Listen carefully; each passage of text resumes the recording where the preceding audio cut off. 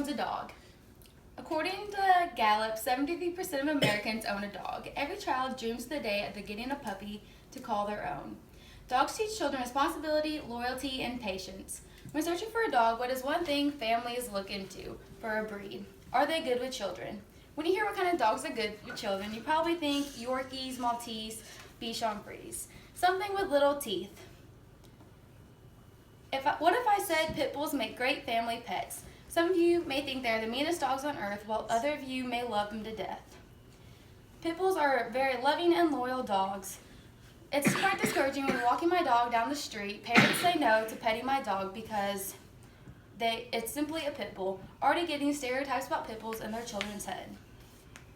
As a dog-loving family, we've had many dogs come in and out of our house, from German Shepherds, toy poodles, and lab mixes. But my all-time favorite dog was our dog, Tyson, a pit bull. He's so laid back and chill and only wants his belly rubbed 24/7. My family has so much love for pit bulls, so much that we had a whole litter and loved every single one of them. Most of us have been to an animal shelter. What is the number one dog you see? A pit bull.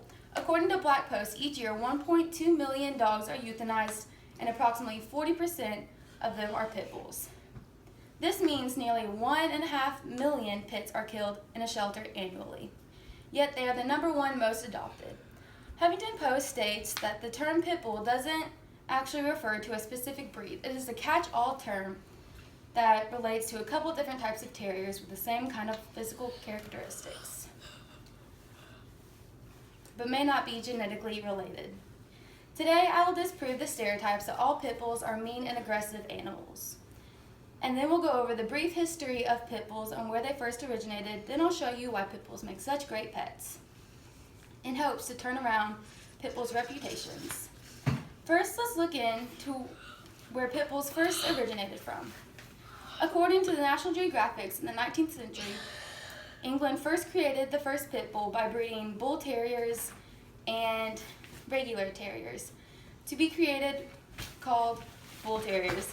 Then in the 1860s, they were bred in England and brought to the U.S. with their founders. Pit bulls were used for herding animals, protecting families, and livestock. In the 1998, the United Kennel Club was formed. Pits became the first nationally known breed. Finally, in 1914 and 1918, pits were nicknamed the America's Dog, used on posters around World War I to sell war bonds and recruit for the military. From the very beginning, pits were noticed to be very intelligent and level-headed animals. They became a very, very popular pet in the Victorian age. They were bred with mastiffs to get more superior look for fighting. That's when these dogs became labeled as fighting dogs. They were taught to be specifically animal aggressive, but manageable by their owners. Although they were fighting dogs for entertainment, that is no longer allowed. Pit bulls are very loyal and protective of their owners. In West Palm Beach, Florida, a little girl named Ramaya was riding her bike around her neighborhood when a Labrador retriever jumped the fence and started viciously attacking her face. That's when her dog, Trigger, ran over and saved her from the Labrador retriever. This act of bravery shows how loyal and protective these dogs truly are. VCR reporters state, according to Donna Gillespie, who's deputy sheriff of annual regulations in Ventura County, Gillespie states that she's seen a lot of animals and does not think pit bulls automatically make bad pets. Gillespie states, I have found a lot of pit bulls, but none of them were vicious towards people.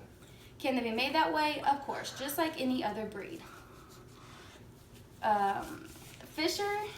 Wendy Fisher is the canine adoption rescue leader. Fisher says that pit bulls do extremely well on the K9 and Good Citizen test. From the years' experience put from those people, they are people-friendly, children-friendly, and human social. They also rank the highest on the temperament test, higher than most breeds. But is it appropriate to base an entire breed's actions on just a few? I think the people who think are anti-pit bull people are the ones who never gave them the chance. They base their actions on an article headline that reads, "Pit bulls involved in fatal attacks."